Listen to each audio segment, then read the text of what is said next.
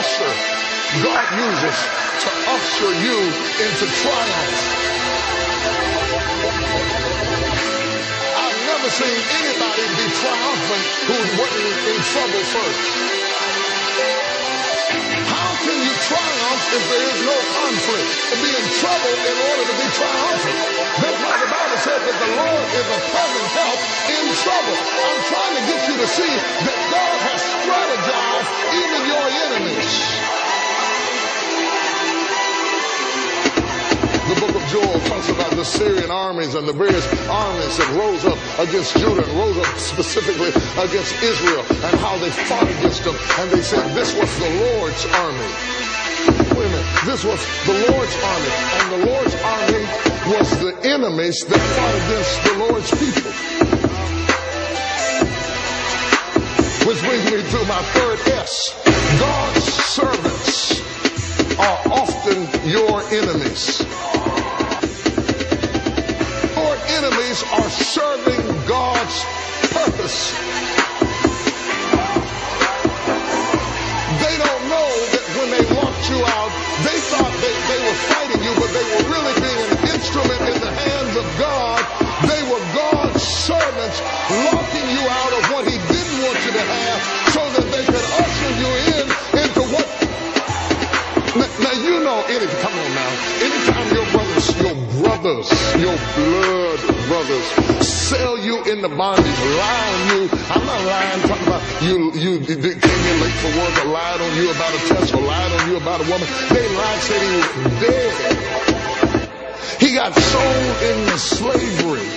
He got mistreated at Potiphar's house, treated like a dog, didn't do nothing but right, and lost his job, lost everything, and ended up in jail. It's one thing to lose your job, it's another thing to arrest me. Fire me, I get over it, but I don't want to spend the rest of my life locked up with some guy named Bobo, so if you don't mind, fire me, don't lock me up. Joseph went to jail with Bobo, locked up in a jail cell, tied up in chains and bonded for years.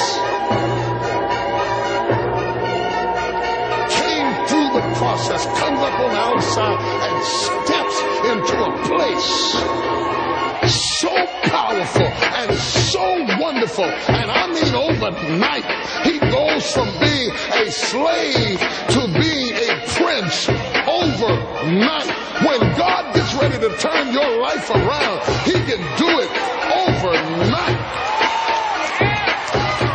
Quickly into a place, and in that one moment they put a necklace around his neck, they put a robe on him, they gave him a chariot, stepped into an illustrious position with all types of benefits, in charge of everything. He was a slave yesterday, a prisoner yesterday, an inmate, incarcerated, and the next day he's in charge of a nation.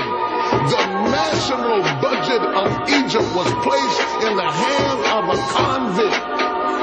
Who would have thought when he lost his job, or when he was in the bottom of the pit and they were lying on him, or when he was at Potiphar's house and Miss Potiphar told that big lie and he lost his job? Who would have thought when he was locked up in cell block B with Bobo that the next day he would be sitting up there controlling the national wealth of an entire nation? There's life after hard time.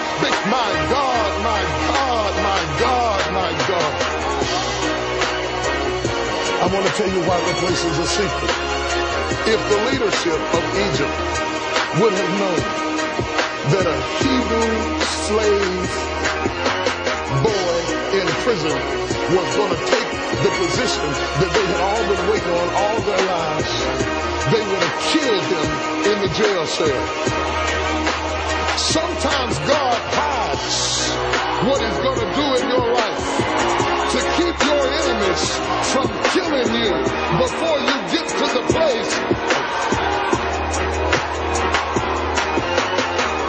See, what they would have done while he was down and weak and vulnerable and had no power and had no control, if they would have seen the greatness in him, they would have killed him before he got there. You have to keep your dreams a secret, because when you tell your dreams, people will assassinate your plans and destroy the purpose of God in your life.